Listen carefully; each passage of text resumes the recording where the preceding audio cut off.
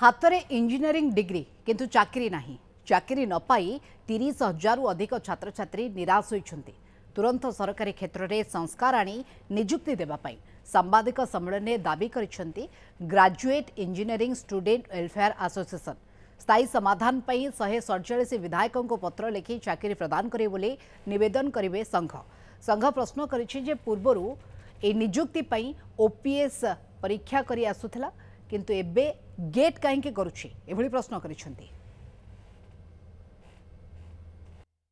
सारा राज्य रे डिग्री इंजीनियर मानकर जो दुख ताहा केमती विधानसभा रे उठी परिबो तार केमती स्थायी समाधान होई परिबो से दिगरे राज्यर विधायकगण